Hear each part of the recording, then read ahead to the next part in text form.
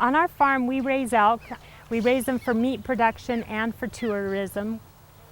Our farm is 52 acres. The elk are on about 40 acres of it.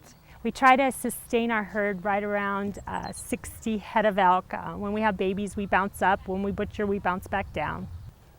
A full-grown elk hits maturity at about 1 year of age. We butcher at 1.5 years. And if we take a cow out of the breed group or a bull out of the breed group, we usually butcher them. The advantages of elk meat are the fat content in elk is about 1%, where beef is really quite a bit higher than that. The protein levels are way up there with chicken, and the cholesterol levels are extremely low. So a person who can eat a 3-ounce piece of beef can eat an 8-ounce piece of elk. And I think it tastes a lot like beef, only it's not as fatty. Because our elk are farmed, they don't get such a gamey taste as some of the wild elk do. The wild elk, when you're killing them, you're usually killing them when they're in rut and the testosterone levels are high, and that makes them pretty gamey.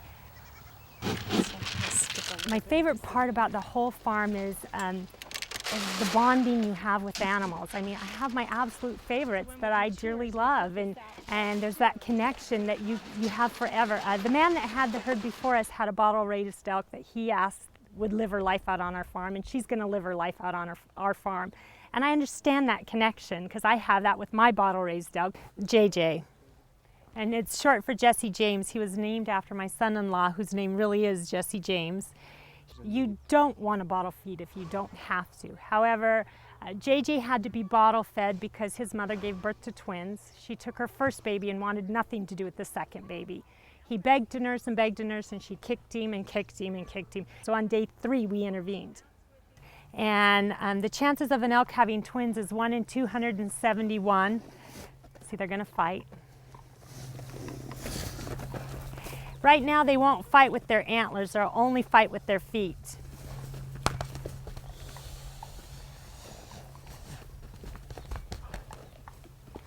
And why is that? Well, because their antlers are soft. If they even ding them, they'll bleed like crazy.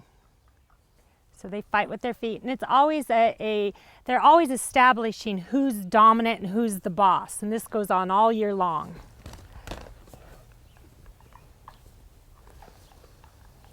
Come August, the end of August, those antlers are going to be hard and they will tear each other up. So we saw their antlers off then.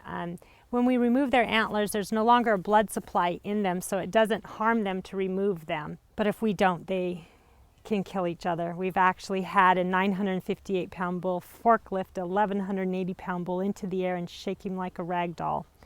So we just have to get those antlers off. Right now I'm in the process of bottle raising 2 more elk. 2 of my babies got pneumonia, and this is the first time we've seen it ever in the babies. And so we had to bottle raise these 2 because we had to get them on a round of antibiotics. We don't give antibiotics to our animals unless there's a reason to. And so we can't leave them out there with their mother because the mother's trying to get the babies from the mothers. They're going to beat us to pieces. The 2 that I'm bottle raising now are out of the woods.